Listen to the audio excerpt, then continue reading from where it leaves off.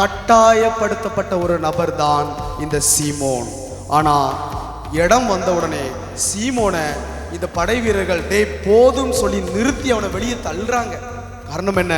இயேசுவின் கண்களை பார்த்த பொழுது அவனுக்கு சிலுவையை சுமப்பது என்பது பெரிய காரியம் இல்லை. சிலுவையை பார்க்கும்போது துன்பங்களை தாங்கிக் கொள்ளக்கூடிய எல்லா சக்தியும் பலனும் எனக்கு கிடைக்கிறது.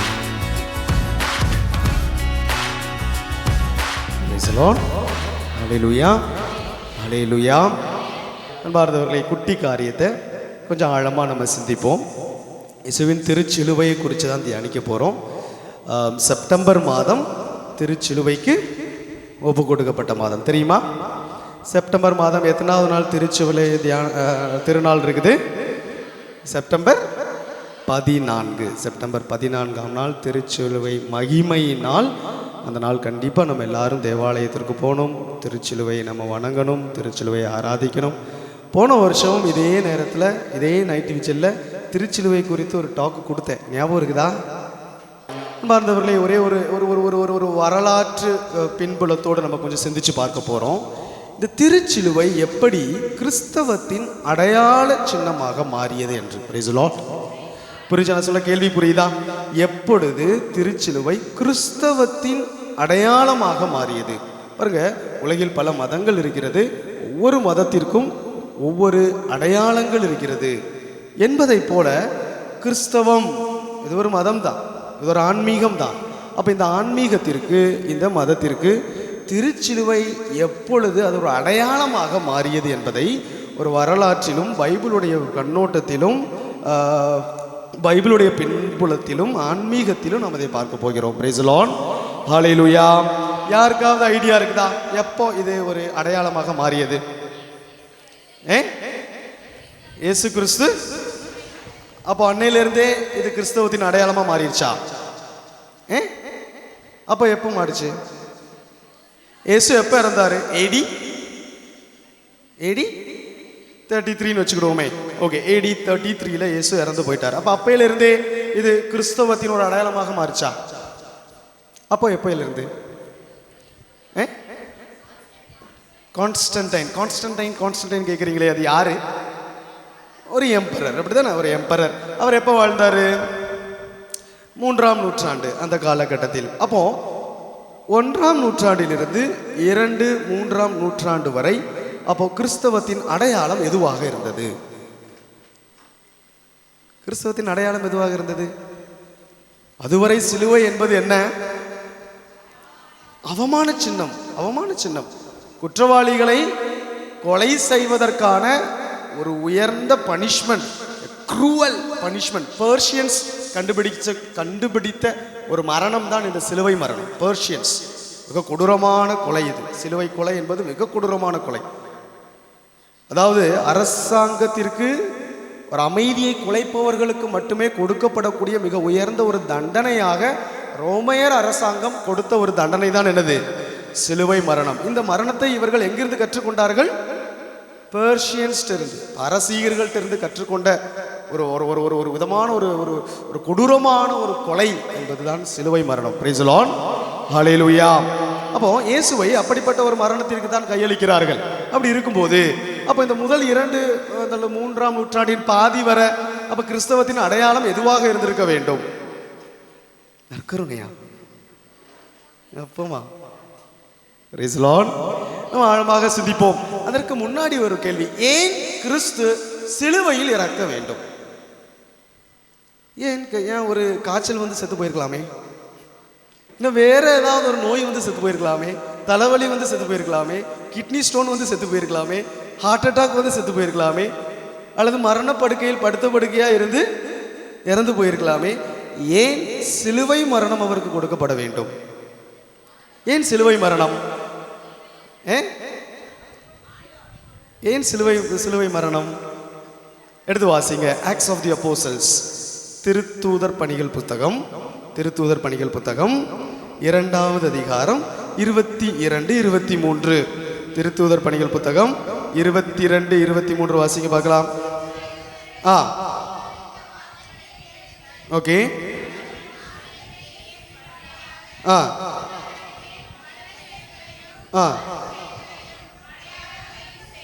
ஓகே, உறுதியாக காண்பித்தார்.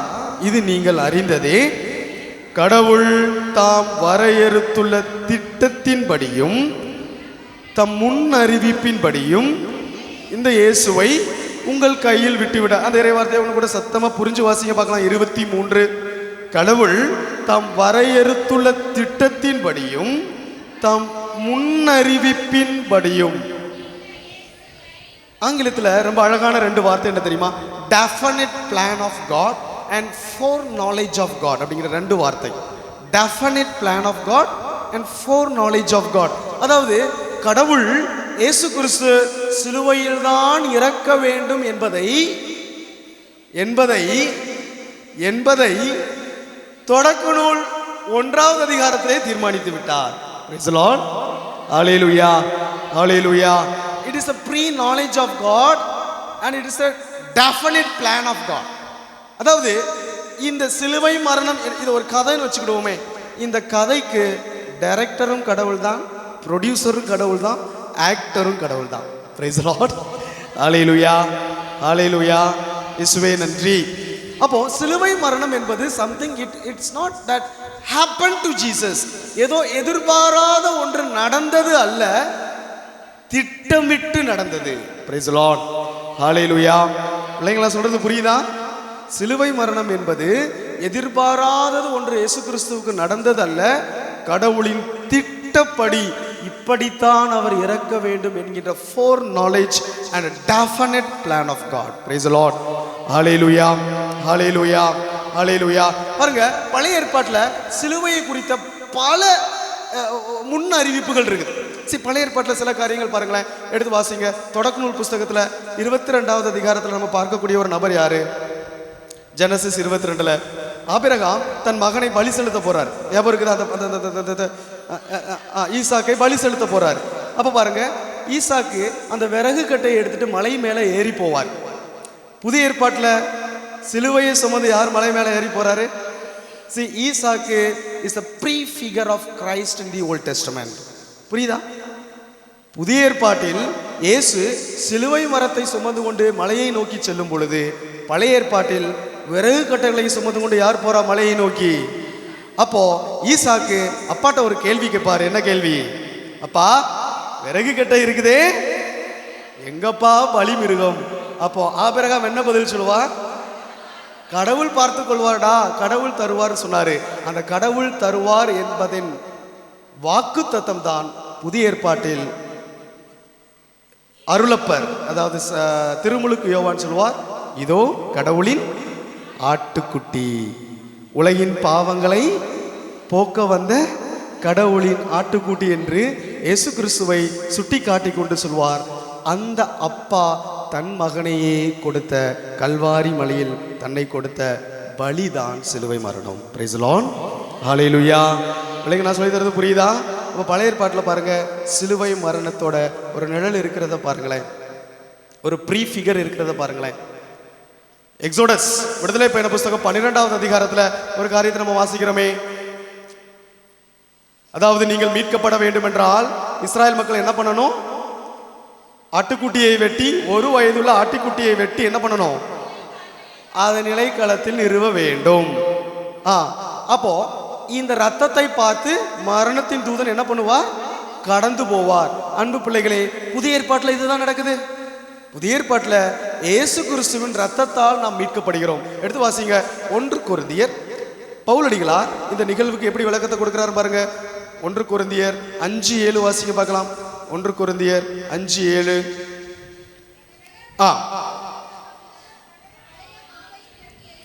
ஓகே. அப்போது நீங்கள் புதிதாக பிசைந்த மாவாய் இருப்பீர்கள், உண்மையில் நீங்கள் புளிப்பற்ற மாவாய்த்தான் இருக்கிறீர்கள், ஏனெனில் நம் பாஸ்கா ஆடாகிய, வார்த்தையை பாருங்க, கவனமா கேட்கணும். பாஸ்கா ஆடு. இந்த பாஸ்கா ஆடுடைய வார்த்தை எங்க இருந்து பவுலடிகளார் கடன் எடுக்கிறாரு? பழைய ஏற்பாட்டில். அதுவும் எங்க இருந்து? விடுதலை பயண புஸ்தகம் 12வது அதிகாரம். அப்ப அந்த பாஸ்கா ஆடை புதிய ஏற்பாட்டில் பவுலடிகளார் அது கிறிஸ்துவாக காண்பிக்கிறார். Praise the Lord. Hallelujah. Hallelujah. இனி பழைய ஏற்பாட்டில் பாருங்க, பல்வேறு பலிகள் ஒப்பு கொடுக்கப்பட்டது.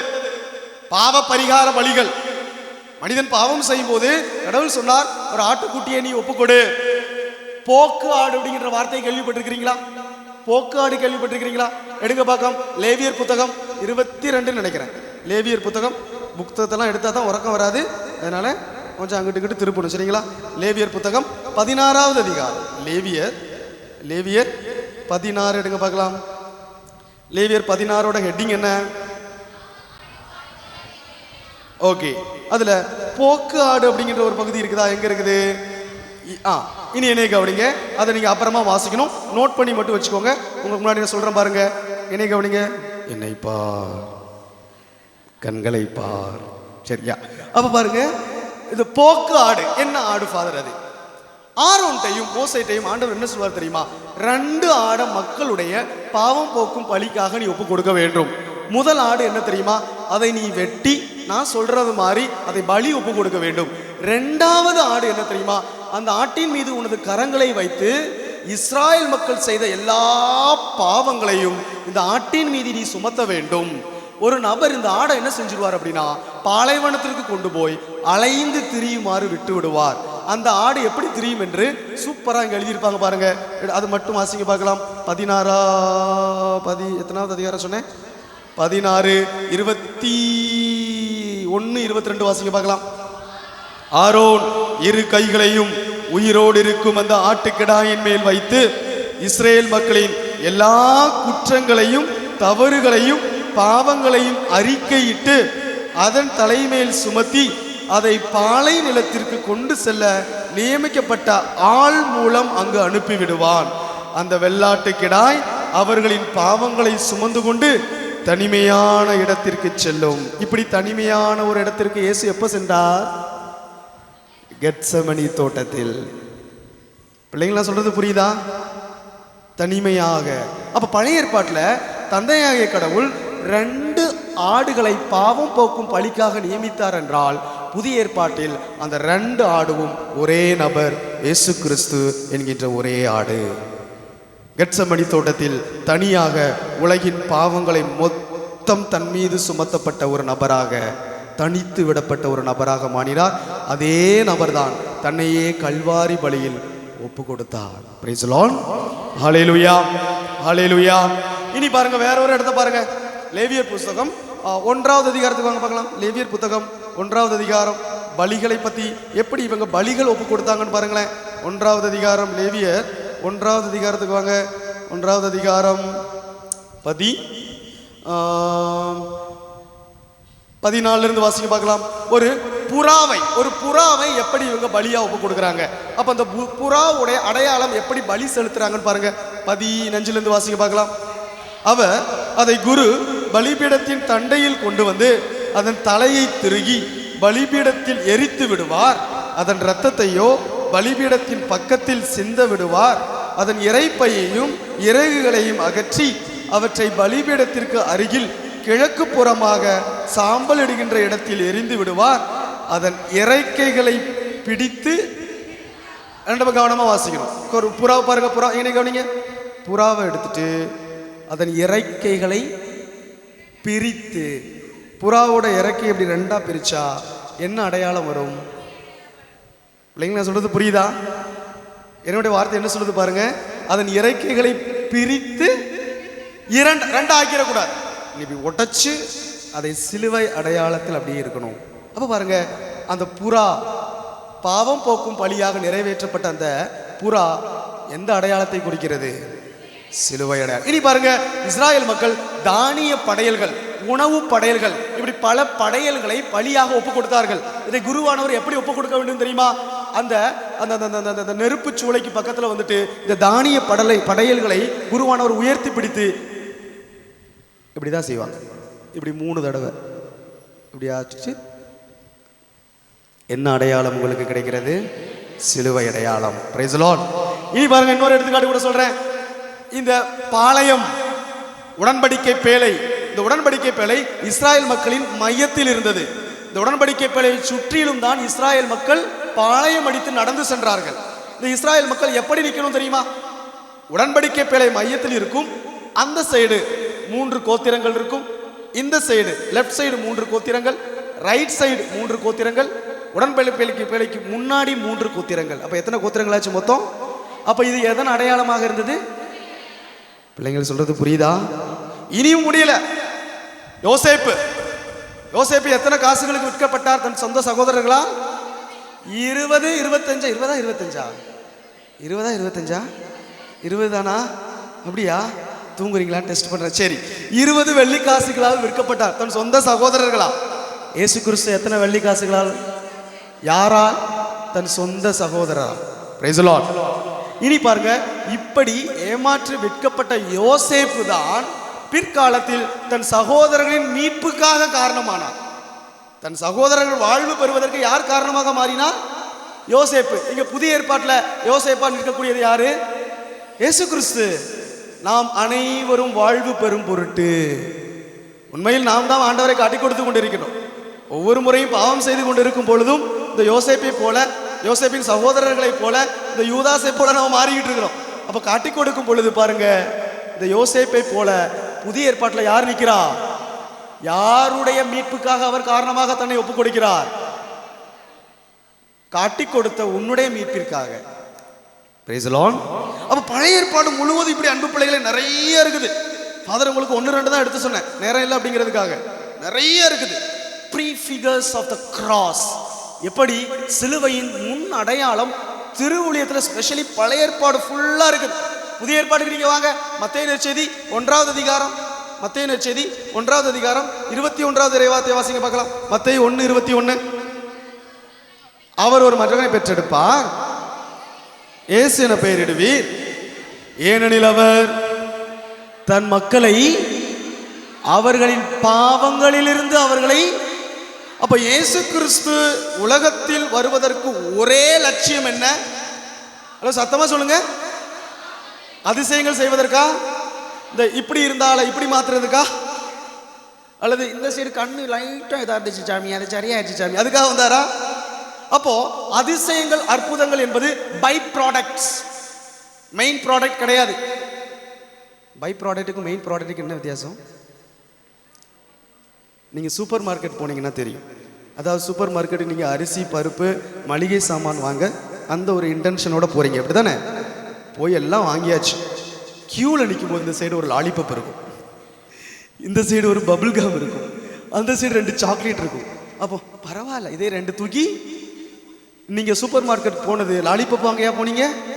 எதுக்காக போனீங்க? அரிசி பருப்பு வாங்குறதுக்கு. இந்த லாலிபப் அப்படிங்கிறது என்னது? Byproduct. Praise the Lord. Hallelujah. இயேசு கிறிஸ்து உலகத்தில் வருவதன் ஒரே கண்ணோட்டம் என்ன தெரியுமா? பாவ பாரத்தை உன்னிடம் இருந்து அகற்ற. அதனால தான் பாருங்க, உயிர்த்த கிறிஸ்து அந்த 40 நாள்ல எங்கேயும் அற்புதம் செஞ்சாரா? உயிர்த்த கிறிஸ்து எங்கேயாவது அற்புதம் செஞ்சாருன்னு பைபிள்ல இருக்குதா? எங்கேயுமே செய்யல. அற்புதம் போதும். காரணம் அற்புதங்கள் உனக்கு விசுவாசத்தை கொடுக்காது. பிள்ளை ஞாபகம் வச்சுக்கோ. அதிசயங்கள் அற்புதங்கள் எதிர்பார்த்து தேவாலயத்துக்கு போன அப்படின்னா, தியான மையத்துக்கு போன அப்படின்னா, அல்லது வேளாங்கண்ணிக்கு உவரிக்கு போன அப்படின்னா ஒரு மாற்றம் நடக்காது. விசுவாசத்தில் கொஞ்சம் கூட நம்மளால வளர முடியாது. Praise the Lord. Hallelujah, hallelujah. அப்ப விசுவாசத்தை தருவதற்கான ஒரே அடையாளம் என்ன தெரியுமா? சிலுவை. சிலுவை. இந்த ஆண்டவரை நம்பினா மட்டும்தான், இந்த சிலுவையால் மட்டும்தான் உனக்கு மீட்பு. அதனால தான் ஆண்டவர் சொன்னாரு, நான் வந்தது எதற்காக? பாவங்களை, என் பிள்ளைகளுடைய பாவங்களை மீட்க, பாவ பாரத்தை உன்னிடமிருந்து அகற்ற. இந்த உலகத்தில் பொருளாதார சுமை அல்ல பெரிய சுமை, கடன் தொல்லை அல்ல பெரிய சுமை, அதையெல்லாம் ஈஸியா உன்னால மீட்ட முடியும். பாவ பாரம் இருக்கிறதே, அதை ஒரே ஒருத்தரால மட்டும்தான் முடியும், அது இந்த சிலுவையால மட்டும்தான். Praise the Lord. Hallelujah, hallelujah. அதனால தான் ஆண்டவர் சொன்னாரு, அவருக்கு இயேசு என்று பெயரிடுவீர், ஏனெனில் அவர் தன் மக்களை பாவங்களிலிருந்து நம்மளை விடுவிப்பார். யோவான் நற்செய்தி 3வது அதிகாரம், யோவான் நற்செய்தி, யோவான் நற்செய்தி, யோவான்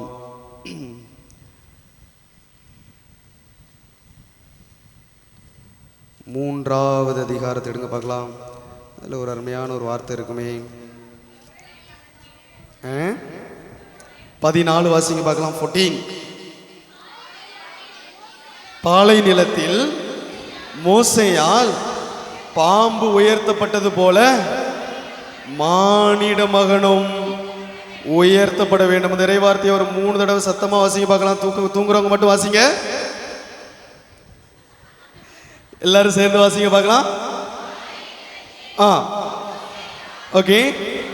பாம்பு உயர்த்தப்பட்டது போல மானிட மகனும். அப்போ இந்த பாம்பு எங்க எப்போ உயர்த்தப்பட்டது? எண்ணிக்கை புஸ்தகத்துல இந்த மக்கள் நோயால் அவதிப்படும் பொழுது, பாவம் செய்த போது நோயால் அவதிப்படும் போது ஆண்டவர் என்ன சொல்றாரு? ஒரு வெண்கல பாம்பு. அப்போ அந்த பாம்பு எதின் ப்ரீஃபிகர்? சிலுவை. சிலுவை அடையாளத்தின் ஒரு நிழல் தான் அது. அது இயேசு கிறிஸ்துவை கிளைம் பண்றாரு பாருங்களேன் புதிய ஏற்பாட்டுல. அந்த பாம்பு பழைய ஏற்பாட்டுல உயர்த்தப்பட்டதே அது பாம்பு அல்ல, அது நான்.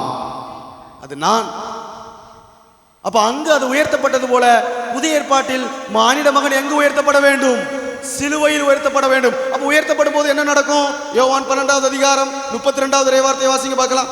யோவான் 12:32. உயர்த்தப்படும் போது, சிலுவையில் உயர்த்தப்படும் போது என்ன நடக்க போகுது? நான் மண்ணுலகில் இருந்து உயர்த்தப்படும் போது அனைவரையும் என்பால் ஈர்த்து கொள்வேன். அப்ப சிலுவையில கிறிஸ்து உயர்த்தப்படும் போது நடக்கக்கூடிய ஒரு நிகழ்வு என்ன தெரியுமா? உலகில் உள்ள அனைத்து மக்களையும் என்பால் ஈர்த்து கொள்வேன். அன்பு பிள்ளைகளே, இந்த வார்த்தையுடைய உண்மையான அர்த்தத்தை உணர்ந்த ஒரு வருடம் எனக்கு இருந்தது. 2018வது வருடம் ஒரு ஆசிரம் எக்ஸ்பீரியன்ஸ்க்காக பாட்னா, பீகார்ல பாட்னா, அயோத்தியா அப்படிங்கிற இடத்துக்கு போயிருந்தோம். தியாலஜி படிச்சுட்டு இருக்கும்போது செகண்ட் இயர்ல. உங்களுக்கு தெரியுமா கிறிஸ்து பக்தாஸ் அப்படிங்கிறவங்க தெரியுமா? இந்த வார்த்தையை கேள்விப்பட்டிருக்கிறீங்களா? கிறிஸ்து பக்தாஸ் எழுதி வச்சுக்கிடணும். தியானம் முடிஞ்ச உடனே, நைட்டு விஜில் முடிஞ்ச உடனே காலையில் முதல் வேலையா நீங்கள் கூகுள் பண்ணி பார்க்க வேண்டிய ஒரு வார்த்தை இதுதான் இருக்கணும். கிறிஸ்து பக்தாஸ். யார் ஃபாதர் இந்த கிறிஸ்து பக்தாஸ்? அவர்கள் கிறிஸ்துவை பின்பற்றுபவர்கள், ஆனால் திருமுழுக்கு எடுக்காதவர்கள். நார்த் இந்தியாவில் இப்படி நிறைய பேர் இருக்கிறாங்க. ஸ்பெஷலி இந்த பாட்னா அந்த ஏரியாவில் கிறிஸ்து பக்தாஸ். நாங்கள் ஒரு 2 வாரம் ஒரு ஆசிரம எக்ஸ்பீரியன்ஸுக்காக ஒரு தியான மையத்தில் நாங்கள் ஒரு 12 அருள் சகோதரர்கள், நம்ம பிரதராக இருக்கிறோம், செகண்ட் இயர் தியாலஜி, எங்களை அனுப்பி வச்சிருக்கிறாங்க. அங்கே போய் ஒரு எக்ஸ்பீரியன்ஸுக்காக போயிட்டு வாங்க அப்படின்ட்டு. அப்போ அந்த தியான மையத்தோட in-charge father, director father Anil Dev அப்படிங்கக்கூடிய ஒரு ஃபாதர் சொன்னாங்க, அது ஒரு தவக்கால நாட்கள். நாளைக்கு ஃப்ரைடே காலையில் 6 மணிக்கு சிலுவை பாதை. எத்தனை மணிக்கு? சாமி நல்லா சாப்பிட்டு ரெஸ்ட் எடுக்க தான் எங்களை அனுப்புனாங்க. 6 மணிக்கு சிலுவை பாதையா? ஆமாம், கண்டிப்பாக நீங்கள் வரணும். அப்போ சொல்கிறாங்க ஃபாதர், ஒரு அலார்மிங் வேர்ட் என்ன அப்படின்னா, அட்லீஸ்ட் 5:30க்காவது நீங்கள் முன்னாடியே வந்து இருந்தால் தான் கிரவுண்டில் உங்களுக்கு இடம் கிடைக்கும். அது பார்த்தீங்கன்னா அப்படி எல்லாரும் நீங்கள் பார்க்குற மாதிரி இத்தனை ஏக்கர் இருக்கக்கூடிய ஒரு இடம். அப்போ எங்களுக்கு ஆச்சரியம், இவ்வளோ ஏக்கரில் எப்படி இவ்வளோ மக்கள் வரப்போகிறாங்க? காரணம் கொஞ்சம் கேத்தலிக் இருக்கு. த கிரடில் ஆஃப் ஹிந்துயிசம். இந்துயிசத்தோட ஒரு தொட்டில் தான் பாட்னா. அந்த ஏரியா எல்லாம் உங்களுக்கு தெரியும், கங்கை அந்த ஏரியா எல்லாம் இந்துயிசத்தோட தொட்டில்னு சொல்லுவாங்க அந்த இடத்துலலாம். அப்போ இப்படிப்பட்ட இடத்துல கிறிஸ்தவர்கள் ஆயிரக்கணக்கான பேரா? அது எப்படி? அப்போ காலையில் நாங்கள் எப்பவும் போல ஒரு 5:45 அப்படியே சாகவாசமாக இருந்துச்சு.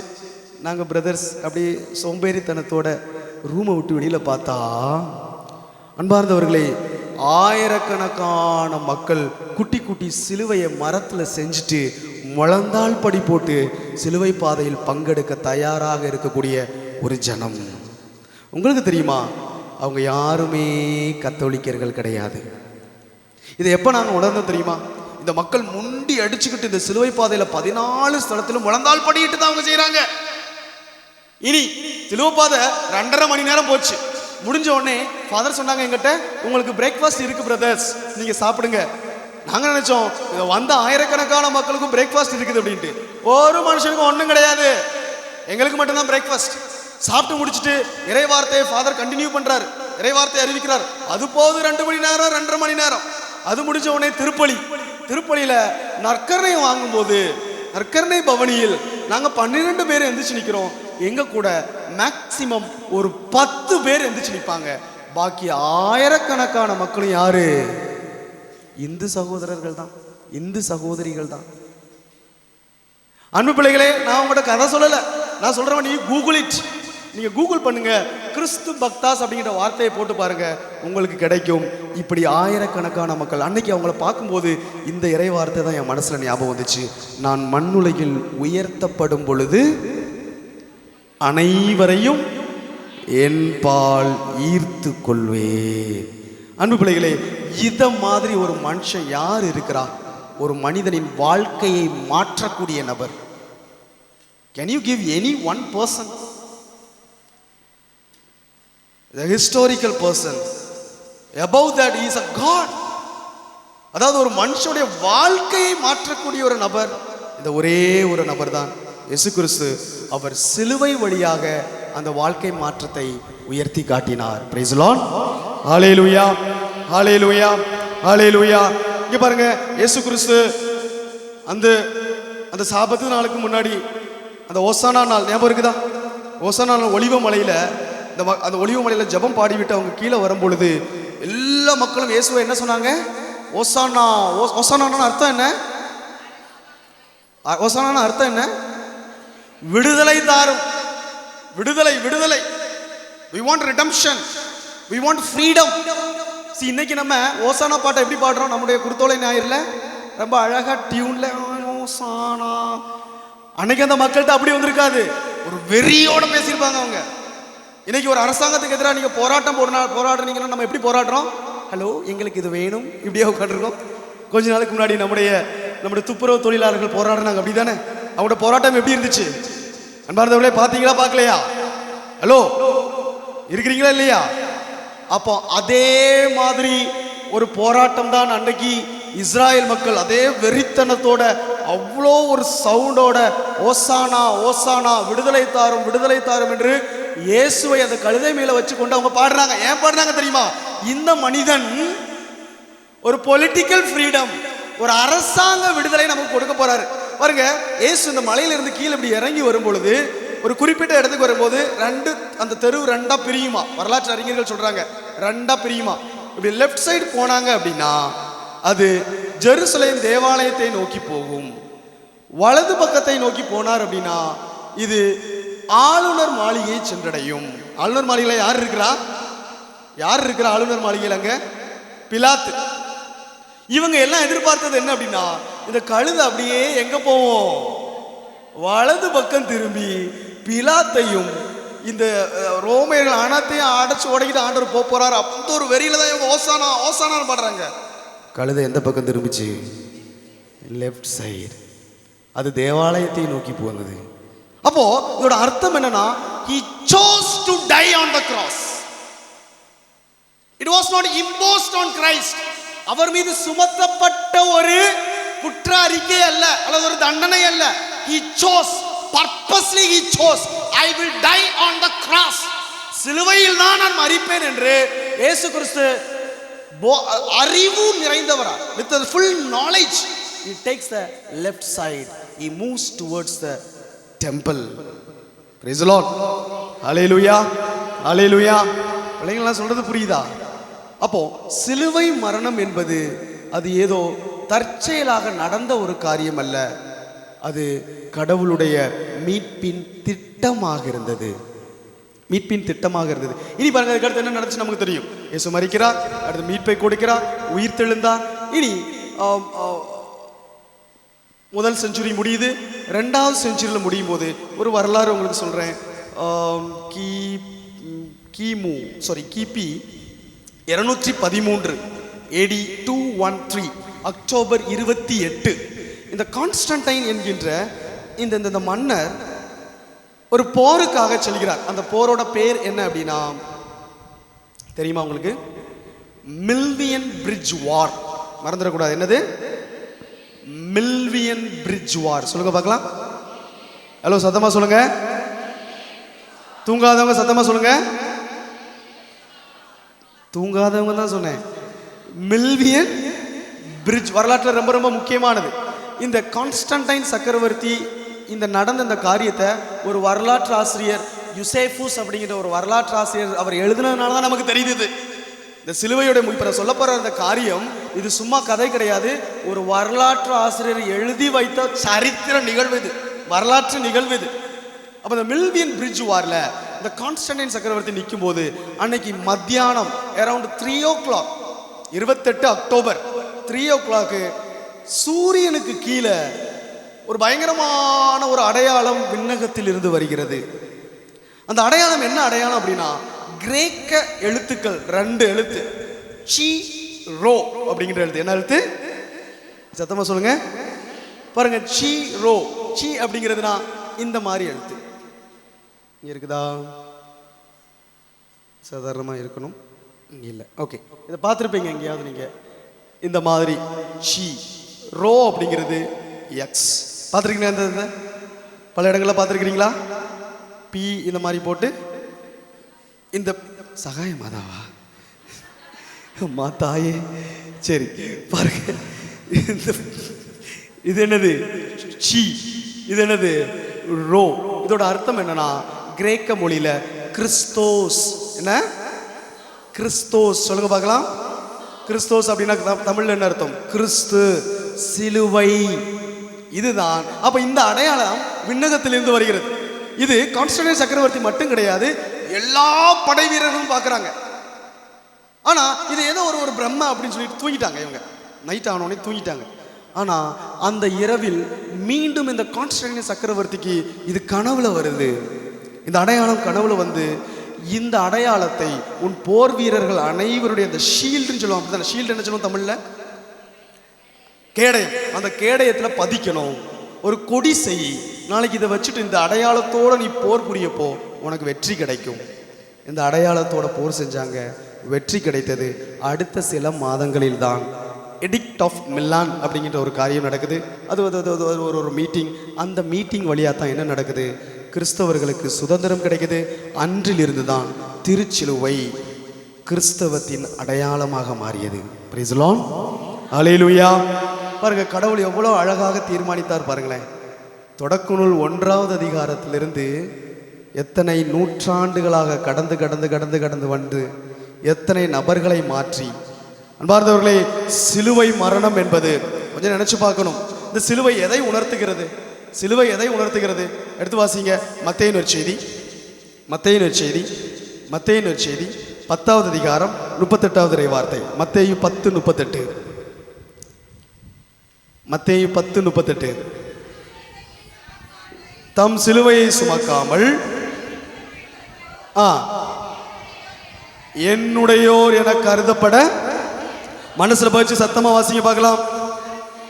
தம் சிலுவையை சுமக்காமல் என்னை பின்பற்றுவோர் என்னுடையோர் என கருதப்பட தகுதியற்ற. அப்ப அன்பு பிள்ளைகளே, கடவுள் நம்ம எல்லாருக்கும் சிலுவையை கொடுத்திருக்கிறார். இங்க சிலுவை இல்லாம யாரும் கிடையாது. நம்ம எல்லாருக்கும் சிலுவையை கொடுத்து. அதனாலதான் ஆண்டவர் சொன்னாரு, தம் சிலுவையை சுமக்காமல். அப்ப இந்த சிலுவையின் பொருள் என்பது வெறும் இந்த அடையாளத்தில் அல்ல, ஏதோ ஒரு மரத்தில் அல்ல. இந்த சிலுவைக்கு ஒரு ஆழமான பொருள் இருக்குது. என்ன தெரியுமா? அன்றாட வாழ்க்கையில் சந்திக்கக்கூடிய துன்பங்கள். ஒரு கணவன் என்கின்ற நிலையில் நீ சந்திக்கக்கூடிய துன்பங்கள், ஒரு மனைவி என்கின்ற நிலையில் நீ சந்திக்கக்கூடிய துன்பங்கள், ஒரு பிள்ளை என்கின்ற நிலையில் நீ சந்திக்கக்கூடிய துன்பங்கள். அந்த சிலுவைகளை, அன்றாட சிலுவைகளை சுமக்காமல், இந்த சிலுவைகளை பார்த்து நீ பயந்து துன்பங்கள் வேண்டாம், கஷ்டங்கள் வேண்டாம், நஷ்டங்கள் வேண்டாம் என்று பயந்து ஓடிக்கிட்டு அந்த கோயிலுக்கும் இந்த தியான மையத்துக்கும் இந்த ஃபாதர் கிட்ட அந்த சிஸ்டர் கிட்ட அந்த பிரதர் கிட்ட ஓடிக்கிட்டு இருந்த அப்படின்னா ஆண்டவர் என்ன சொல்றாரு தெரியுமா? நீ என்னுடையோர் என கருதப்பட தகுதியற்றவள். You are not mine. இந்த ஆண்டவர் உனக்கு கற்றுக் கொடுத்தது என்ன தெரியுமா? சிலுவையை பார்த்து பயப்பட கிடையாது, சிலுவையை எப்படி கட்டி பிடிக்கணும் என்று. சிலுவையை உதறி தள்ள இந்த ஆண்டவர் உனக்கு கற்றுக் கொடுக்கல, சிலுவையை எப்படி முத்தம் செய்யணும் என்று. Price the Lord. ஹல்லேலூயா, ஹல்லேலூயா. லூக்கா நற்செய்தியாளர் இன்னும் அழகாக சொல்லிக் கொடுப்பார். எடுத்து வாசிங்க பார்க்கலாம். லூக்கா நற்செய்தி 9வது அதிகாரம் 23வது வார்த்தை. லூக்கா 9:23. லூக்கா 9:23. பின்பு அவர் என்னை பின்பற்ற விரும்பும் எவரும் தன்னலம் துறந்து தம் சிலுவையை, அந்த வார்த்தையை 100 தடவை அண்டர்லைன் பண்ணணும். என்ன வார்த்தை இருக்குது அங்க? நாள்தோறும், டெய்லி, ஆன் டெய்லி பேசிஸ். நாள்தோறும் சிலுவை அப்ப நாள்தோறும் நீ சுமக்க கடமைப்பட்டிருக்கிறாய். அன்பு கிறிஸ்தவனே, அன்பு கிறிஸ்தவளே, உன் சிலுவையை நீ மறக்கிறாய் என்றார், சிலுவையை வெறுக்கிறாய் என்றார், துன்பங்கள் வேண்டாம் என்று ஓடுகிறாய் என்றார், நீ ஒரு கிறிஸ்து சீடன் அல்ல. இந்த ஆண்டவர் உனக்கு சொல்லிக் கொடுத்த காரியம் சிலுவையை விட்டு ஓடுவதற்கல்ல, சிலுவையை எப்படி அரவணைக்க வேண்டும் என்று. கிறிஸ்து சிலுவையை எப்படி அரவணைத்தார்? கிறிஸ்து துன்பத்தை எப்படி அரவணைத்தார்? நம்மவும் கஷ்டப்படுறோம், கிறிஸ்துவும் கஷ்டப்பட்டாரு, துன்பப்பட்டாரு, சிலுவையை அரவணைத்தார். நம்ம பட கஷ்டத்துக்கும் கிறிஸ்து படுற கஷ்டத்துக்கும் என்ன வித்தியாசம்? யோவான செய்தி எடுங்க பார்க்கலாம். யோவான செய்தி 16 நினைக்கிறேன், 16வது, 16. யோவான செய்தி 16 32வது வார்த்தையை வாசிங்க பார்க்கலாம். இதோ காலம் வருகிறது, வந்தே விட்டது, அப்போது நீங்கள் சிதறடிக்கப்பட்டு ஒவ்வொருவரும் அவரவர் வீட்டிற்கு ஓடி போவீர்கள், என்னை தனியே விட்டு விடுவீர்கள். இது நம்ம எல்லாத்துக்கும் நடக்கக்கூடிய காரியம். துன்பங்கள் வரும்போது பல நேரத்தில் நம்ம தனிமையை தானே உணர்றோம். பல நேரத்தில் நமக்கு இருக்கக்கூடிய ஒரு ஒரு ஒரு கம்ப்ளைண்ட் என்ன? ஃபாதர், என் கணவன் என்னையே அண்டர்ஸ்டாண்ட் பண்ண மாட்டேங்கிறார் ஃபாதர். ஃபாதர், என் மனைவி என்னையே புரிஞ்சுக்கிட மாட்டேங்கார் father. I am all alone, நான் தனியாக விடப்படுறேன் ஃபாதர். என் பிள்ளைங்க என்னை புரிஞ்சுக்கிட மாட்டேங்காங்க, அப்பா அம்மா என்னை புரிஞ்சுக்கிட மாட்டேங்காங்க. இதோட நின்றுது. இயேசு அதான் சொன்னாரு, நீங்க என்னை தனியா விட்டுருவீங்க, I will be all alone. ஆனா இயேசு அங்கேயே நிறுத்தல, அடுத்த ஒரு வார்த்தையை கூட்டி சேர்க்கிறாரு. என்ன சொல்றாரு பாருங்க, ஆயினும் நான் தனியாக இருப்பதில்லை, தந்தை என்னோடு இருக்கிறார். அன்பு பிள்ளையே, உன் சிலுவையில் கிறிஸ்து இருக்கிறாரா? உன் துன்பத்தில் கிறிஸ்து இருக்கிறாரா? Have you ever allowed Christ to suffer with you?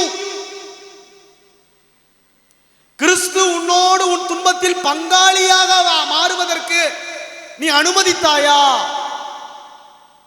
இன்னைக்கு துன்பங்கள் நமக்கு சுமக்க முடியாத அளவுக்கு பயப்படுத்தக்கூடிய ஒரு நிகழ்வாக மாறுவதற்கு ஒரு காரணம் என்ன தெரியுமா? You suffer all alone. எத்தனாவது வசனம் அது? 32ல பாதியோட நின்றுவீங்க.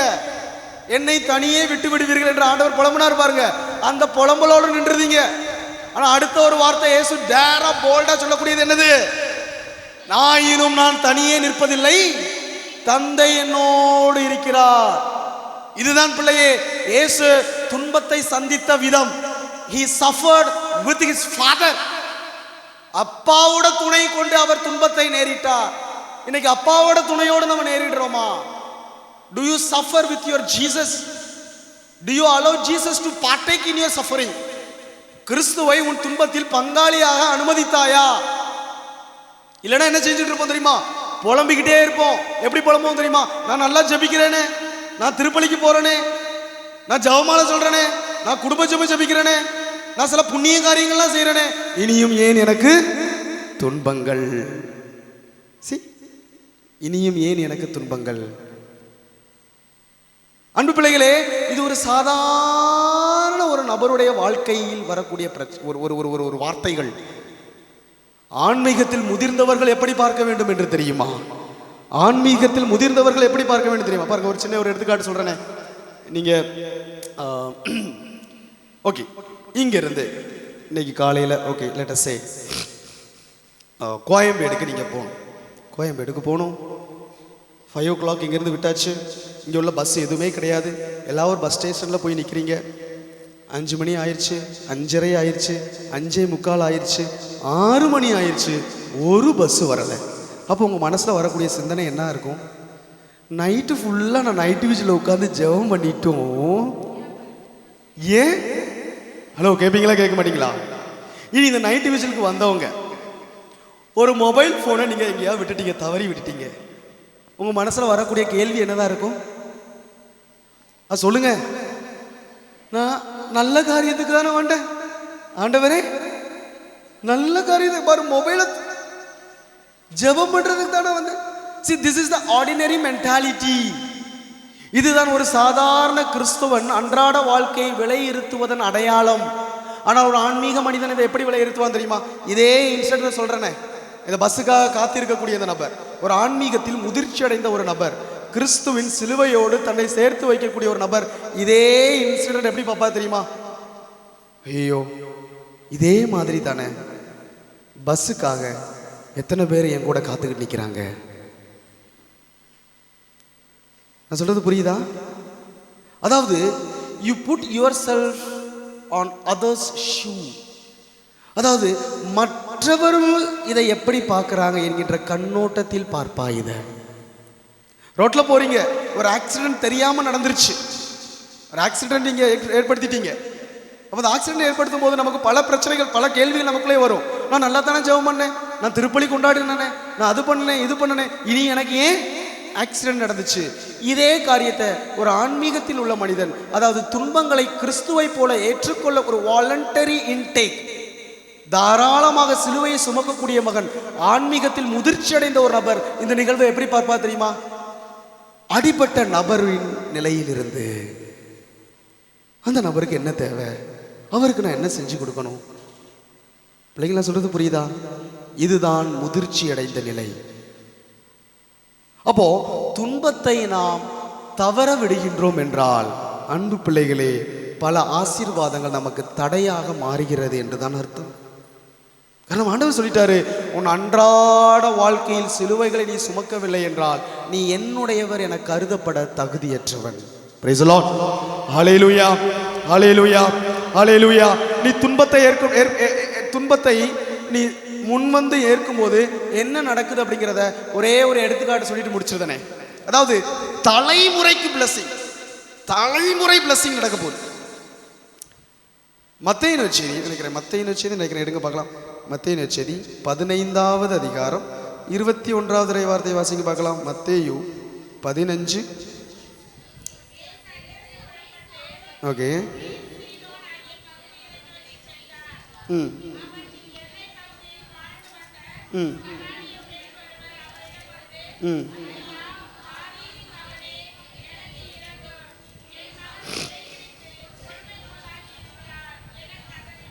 ஓகே, அதுக்கடுத்து இது வாசிக்க பார்க்கலாம். ரோமையர் 16 எடுங்க.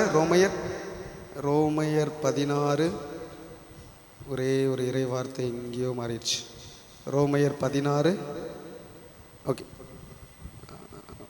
Okay, mark 15:21. ரோமையர் வச்சுக்கோங்க. மார்க் 15:21 வாசிங்க பார்க்கலாம். மார்க் 15:21. ஓகே, அந்த வார்த்தை தான் மார்க். ஓகே.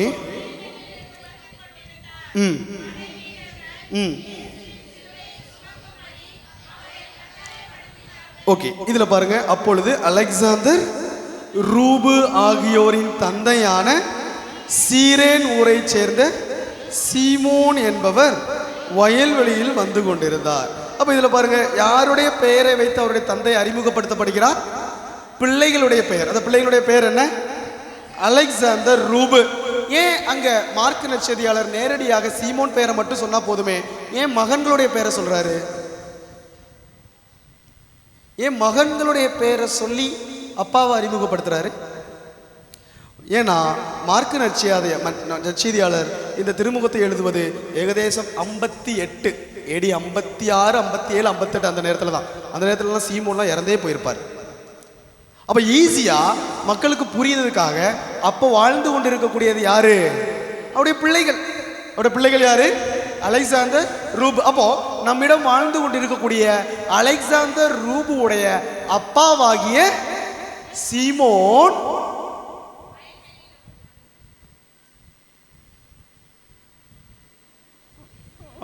மரியாமான்னு ஒரு பேர் வச்சுக்கிட்டோமே, மரியாம்மாள் இன்னைக்கு இங்க வந்தாங்க. உங்களுக்கு யாராவது தெரியுமா மரியாம்மாள்னா யாரும் தெரியுமா? மோதியுடைய அம்மா மரியம்மாள் இன்னைக்கு இங்க வந்தாங்க. உங்களுக்கு இப்போ புரியுதா? இப்போ புரிஞ்சு போச்சா? மரியம்மாள் நான் சொல்லும்போது உங்களுக்கு யாருக்கா புரிஞ்சிச்சா? ஆனால் நம்முடைய பிரைம் மினிஸ்டர் மோதியுடைய அம்மா, அவங்களுடைய பெயர் மரியாமான்னு வச்சுக்கிடுவோமே ஒரு எடுத்துக்காட்டுக்கு. சரியா? பிரைம் மினிஸ்டர் மோதியுடைய அம்மா மரியம்மாங்க வந்த உடனே உங்களுக்கு எல்லாரும் புரிஞ்சிச்சா? அப்போ அறியப்படக்கூடிய நபரை வைத்து அறியாத ஒரு நபரை அறிமுகப்படுத்தக்கூடிய ஒரு காரியம் அதுதான் இங்கேயும் நடக்குது. அதாவது இங்க மார்க் நற்செய்தியாளர் சீமோன் அப்படிங்கக்கூடிய ஒரு வார்த்தையை சொன்னா யாருக்கும் புரிஞ்சிருக்காது. காரணம் அடுத்த தலைமுறை வந்துருச்சு. அப்போ அடுத்த தலைமுறையில் வாழக்கூடியது யாரு? சீமோனுடைய பிள்ளைங்க. அப்ப பிள்ளைங்களுடைய பெயரை வச்சு அப்பாவை என்ன செய்யறாரு? அறிமுகப்படுத்துகிறார். அந்த பிள்ளைகளுடைய பேர் என்ன? அலெக்சாந்தர். இவங்களுடைய அப்பாவுடைய பேர் என்ன? சீமோன். என்ன பண்ணார்? இயேசுட்ட சிலுவையை சுமக்க உதவி செய்ய கட்டாயப்படுத்தினார்கள். அவர்கள் கட்டாயப்படுத்தினார். பேஷன் ஆஃப் கிரைஸ்ட் மூவில ஒரு சூப்பரான ஒரு சீன். இந்த சீன் அப்படியே இருக்கும் பாருங்களேன். இந்த டைரக்டர் ரொம்ப அழகா பண்ணியிருப்பாரு. அதாவது அந்த சீரேன் ஊரை சேர்ந்த இந்த பிள்ளைங்களோட அவங்க அப்பா நடந்து போய்கிட்டு இருக்கும்போது அந்த படை வீரர்கள் கட்டாயப்படுத்துவாங்க. அவர் வரவே மாட்டார். கட்டாயப்படுத்தி நிர்பந்தமாக கூட்டிட்டு வந்து சிலுவையை சும அப்படின்னு சொல்லி கூட்டிட்டு வருவாங்க. ஆனா இந்த சீமோன் இயேசுடைய சிலுவையை சுமந்துக்கிட்டு கூட அப்படி தோளில் பிடிச்சிட்டு போய்கிட்டு இருக்கும்போது சீமோன் யாரை பார்ப்பாரு? இயேசுடைய கண்களை பார்த்து கொண்டே இருப்பார். இயேசுவோட கண்களை பார்த்து கொண்டே இருப்பார். கல்வாரி மலை வந்த உடனே சிலுவையை அவனுடைய தோளில் இருந்து வெளியேற்றுவதற்கு படை வீரர்கள் போராடுவாங்க.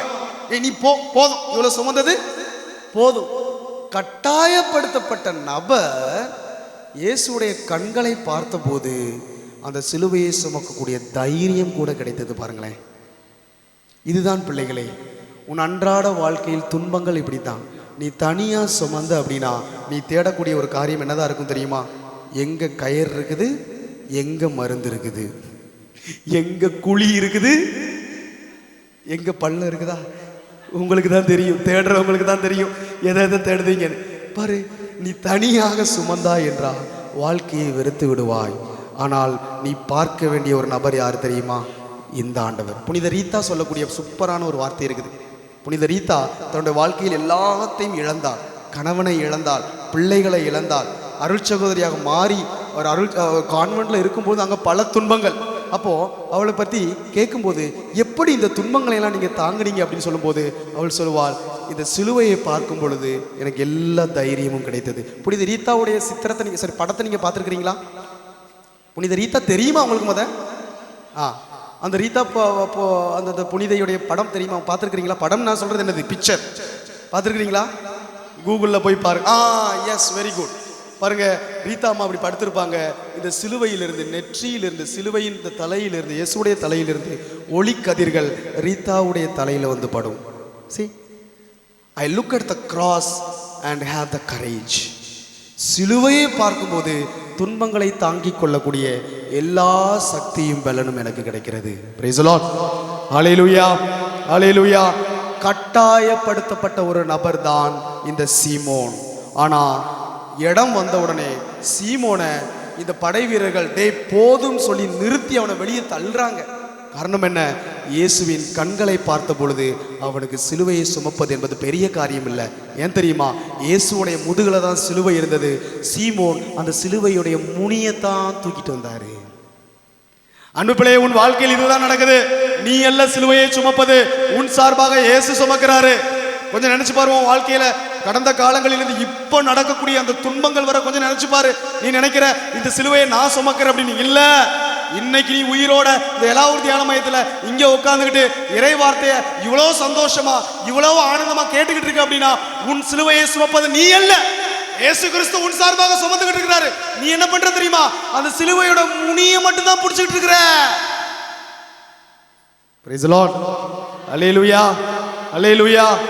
Look at the cross and you will find meaning in your suffering. சிலுவையை பார், உன் துன்பத்திற்கு அர்த்தம் இங்கிருந்து கிடைக்கும். உலகம் கற்றுத்தராது, சிலுவை வேண்டாம் தான் கற்றுத்தரும். சந்தோஷமாயிரு, சாப்பிடு, தின்னு, குடி, தூங்கு, செத்துப்போ, நல்லா உழ, இதுதான் உலகம் கற்றுக்கொள்ளக்கூடியது. ஆனா சிலுவையின் மேன்மையான அர்த்தங்கள் உண்டு என்பதை சிலுவையில் சிறு வார்த்தைகளால் அல்ல, வாழ்ந்து காட்டிய உன் ஆண்டவர் கற்றுக் கொடுப்பார். இப்படி ஒரு கடவுள், எந்த கடவுள் இந்த உலகத்தில் இருக்கா சொல்லிக்க? துன்பங்கள் வழியாக உலகை மீட்டவர். ஏதாவது ஒரு கடவுள் எனக்கு எடுத்துக்காட்ட சொல்ல முடியுமா? சொல்ல முடியுமா? கற்பனைகள் கூட யாரும் செய்ய முடியாது. அதாவது ஒரு மத சகோதரர்கள் கற்பனையில் கூட எழுதி வைக்க முடியாது தங்கள் கடவுள் துன்பங்கள் வழியாக தங்களை மீட்கிறார் என்று.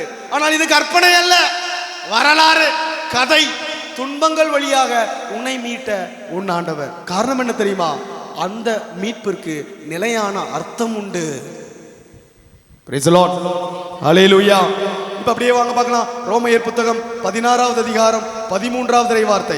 அந்த 16வது அதிகாரத்துல பவுலடிகளார் பல குடும்பங்களுக்கு வாழ்த்து சொல்றார். அதுல ஒரு குடும்பத்திற்கு சிறப்பான ஒரு வாழ்த்து சொல்வாரு. அது யாருன்னு பாருங்க.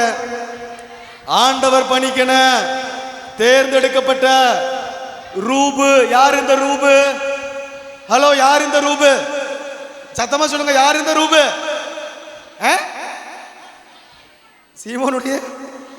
சீமோனுடைய மகன் தான் இந்த ரூபு. இந்த ரூபை குறித்து பவுலடிகளார் என்ன சொல்றாரு? ஆண்டவருடைய பணிக்கென தேர்ந்து. நம்முடைய சில சில பாரம்பரிய புத்தகங்கள்லாம் வாசிக்கும் போது, அதாவது முதல் 3-4 நூற்றாண்டில் வாழ்ந்த புனிதர்கள், அலெக்சாண்டர்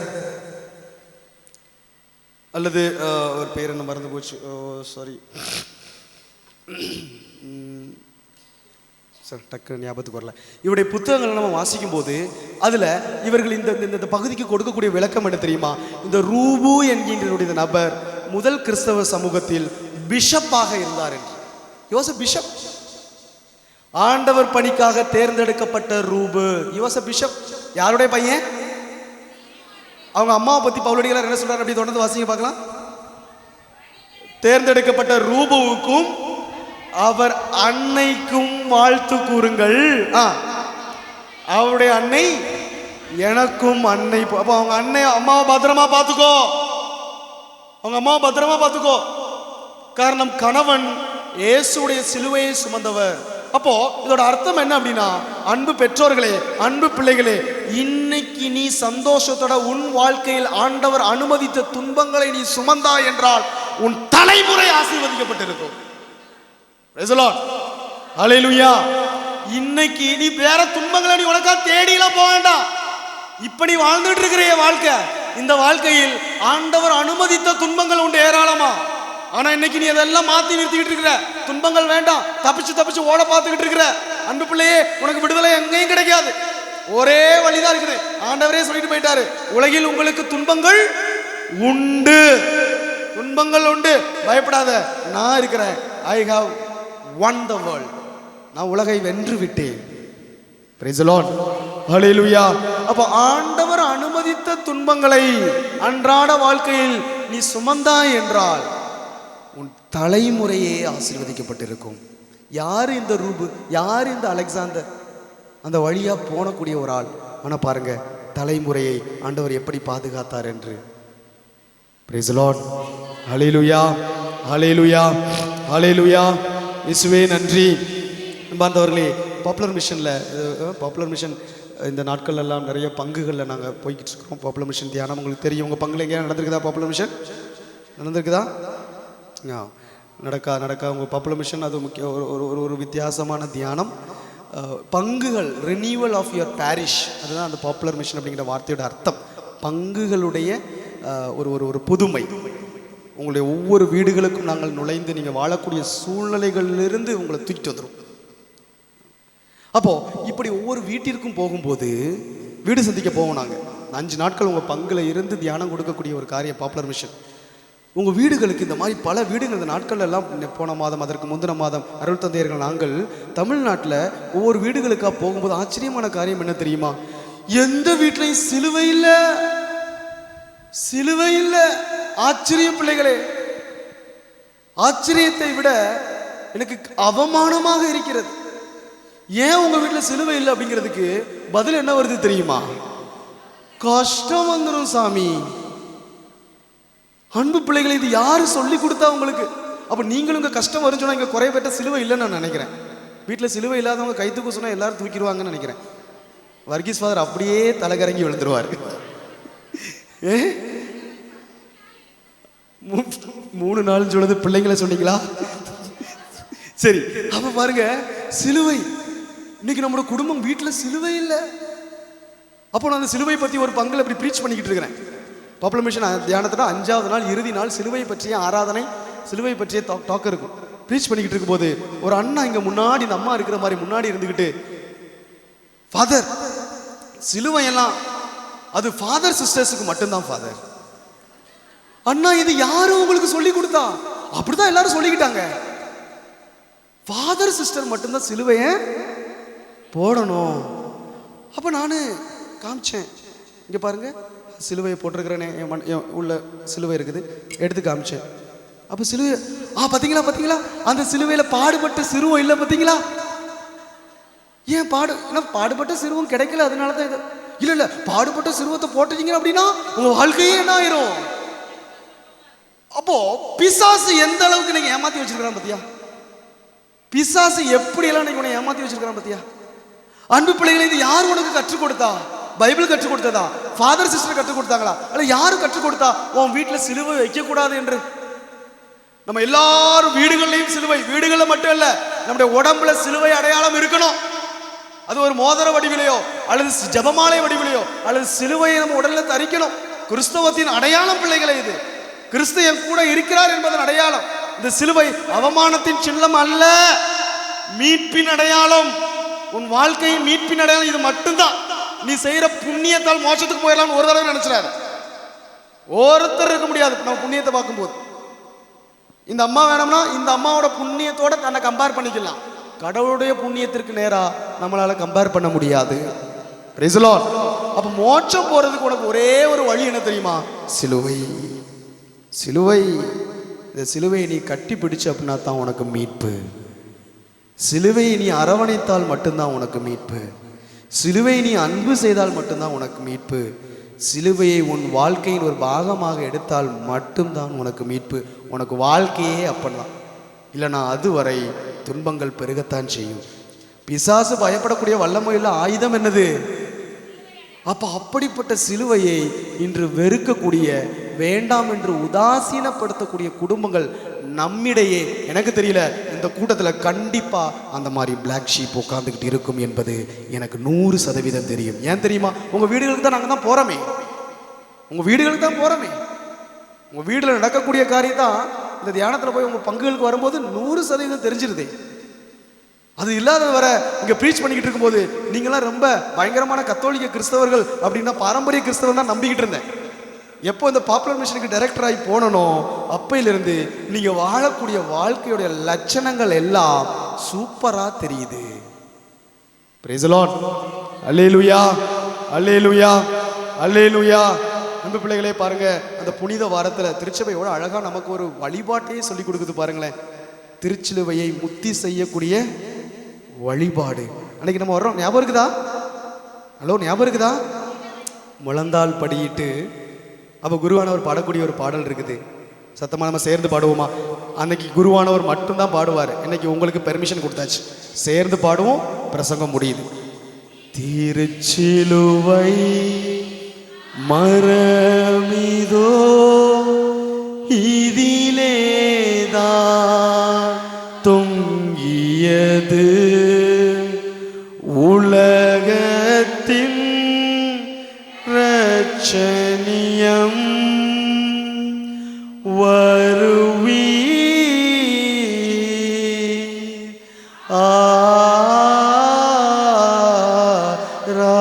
ஆராதிப்பூ. Price the Lord. ஹல்லேலூயா. எங்க உங்க கையில் இருக்கக்கூடிய சிலுவையெல்லாம் எடுங்க பார்க்கலாம். எல்லார் கையில சிலுவை எடுங்க பார்க்கலாம். ஜெபமாலை இருந்துச்சுன்னா ஜெபமாலை எடுங்க. கையில் சிலுவை தரிச்சிருந்தீங்கன்னா அந்த சிலுவை எடுங்க, எல்லாரும் எடுங்க. அது வெரி குட். அம்மா பாருங்க, அந்த அம்மா சிலுவையே கையில் வச்சிருக்கிறாங்க. எந்திரிச்சுக்கணுங்கம்மா, காமிங்கம்மா, எல்லாரும் பார்க்கட்டும். எங்கதிக்கு உங்களுக்கு வெக்கமா இருக்குதா? பாருங்களேன். வெரி குட், வெரி குட், நல்ல பாப்பா. அந்த அம்மா கையில் வச்சிருக்க, பரவாயில்ல. எத்தனை பேர் சிலுவை கையில் வச்சிருக்கேன்? கை தூங்க பார்க்கலாம். சிலுவை கையில் வச்சிருக்கவங்க மட்டும் எந்திரிச்சுங்க. சிலுவை என் கையில் இருக்குது ஃபாதர். வெரி குட் பா, வாவ். கைதட்டுங்க பார்க்கலாம், எல்லாரும் கைதட்டுங்க பார்க்கலாம். உண்மையாவே சந்தோஷமா இருக்குது. இப்போ சிலுவையை ஆதரிக்கக்கூடிய, சிலுவையை வணங்கக்கூடிய, உட்காந்துக்கோங்க. சமூக பார்த்து படிங்க பிள்ளைகளை, இவங்களெல்லாம் பார்த்து படிக்கணும், புரியுதா? அந்த சிலுவையை எடுங்க பார்க்கலாம். சிலுவை எடுங்க. எசப்பாக்கு ஒரு முத்தம் கொடுங்க பார்க்கலாம். 5 தடவை முத்தம் கொடுங்க. 5 காயங்கள்ல முத்தம் கொடுங்க. 5 காயங்கள்ல. சிலுவை இல்லாதவங்களாம் அப்படியே நீ பார்க்குறாங்க. இந்த அவமானம் இருக்கணும். Praise the Lord. Hallelujah, hallelujah. கண்களை மூடுவோமா? கேட்ட இறை வார்த்தைகளை மனசு கொண்டு வருவோம். சிலுவை அடையாளம், கிறிஸ்தவத்தின் அடையாளம், கிறிஸ்துவின் அடையாளம். அது வெறும் ஒரு அடையாளம் அல்ல பிள்ளையே. உன் மீட்பிற்கான வழி, மீட்பிற்கான மார்க்கம், வாழ்க்கைக்கான மார்க்கம். அது வாழ்க்கைக்கான மார்க்கம். பழைய ஏற்பாடு முழுவதும் நாம் தியானித்தோம், சிலுவையின் அடையாளங்கள் எங்கெங்கெல்லாம் இருக்கிறது என்று. பழைய ஏற்பாட்டு பலிகளால் அல்ல மீட்பு. அந்த ஒவ்வொரு பலிகளிலும் கிறிஸ்து இருந்தார். ஒவ்வொரு பலிகளிலும் கிறிஸ்து இருந்தார். சிலுவை சாவு என்பது இயேசு எப்பொழுது இறந்தாரோ அது வெறும் ஒரு சாவாக மாறவில்லை, அது ஒரு பலியாக மாறியது. உன் மீட்பிற்கான பலி அது. இயேசு சிலுவையில் கொலை செய்யப்படவில்லை, இயேசு சிலுவையில் பலியாக தன்னையே ஒப்பு கொடுத்தார். அதனால தான் அன்பார்ந்தவர்களை, குருவானவர் திருப்பலியில் அந்த அப்பத்தை எடுத்து சொல்லும்போது அவர் சொல்லக்கூடிய வார்த்தை, இதோ உங்களுக்காக உடைக்கப்படக்கூடிய என் உடல், உங்களுக்காக சிந்தப்படக்கூடிய என் இரத்தம். இது பலி பொருள், இது சாவு கிடையாது, கொலை அல்ல. இயேசு தன்னையே கையளித்த மாபெரும் நிகழ்வுதான் சிலுவை. அந்த சிலுவையை நீங்கள், அந்த அடையாளத்தை நீங்கள் எப்படி வச்சுக்கிட்டு இருக்கிறீங்க? உங்கள் வீட்டில் இருக்குதா? உங்கள் உடம்புல இருக்குதா? இதைத்தான் நாம் முதல்ல தியானித்தோம். இரண்டாவது, சிலுவையின் அர்த்தங்கள் என்ன? துன்பம், கஷ்டம், வேதனை, இவைகள் அனைத்தையும் வாழ்க்கையில் சந்தோஷமாக சுமக்க தயாராகிறியா? அப்போ நீ மார்தட்டி சொல்லலாம், நீ ஒரு கிறிஸ்தவன். இயேசு சொல்கிறாரு, அன்றாடம் உன் சிலுவையை சுமக்காமல் நீ என் சீடனாக மாற முடியாது. இயேசு சிலுவையை விட்டு வெளியே போவதற்கல்ல நமக்கு கற்றுக் கொடுத்தது, துன்பத்தை ஆதரிக்க, அரவணைக்க, தைரியபூர்வமாக அதை நேரிட, தைரியபூர்வம் அதை எதிர்கொள்ள. இயேசுவோடு சேர்ந்து நம்ம துன்பத்தை ஆதரிப்போம். உன் சிலுவையில் கிறிஸ்து இருக்கிறாரா, அல்லது நீ மட்டும்தான் உன் துன்பத்தை சுமக்கிறியா? தனியாக சுமக்காத, உன்னால் சுமக்க முடியாது. தனியாக சுமக்காத, நீ வலுவிழைந்து போய்விடுவாய், வாழ்க்கையை வெறுத்துருவ. Allow Christ, allow Christ to suffer with you. உன்னோடு கிறிஸ்து துன்பப்பட அனுமதி கொடு. ஆண்டவர் கேட்குறாரு, allow me to take up the cross for you. உனக்காக சிலுவையை சுமக்க நான் இருக்கிறேன் பிள்ளை, உன் கண்ணீரை துடைக்க நான் இருக்கிறேன். அலோ கிரைஸ்ட். தந்தை, மகன், தூய ஆவியாரின் பெயராலே.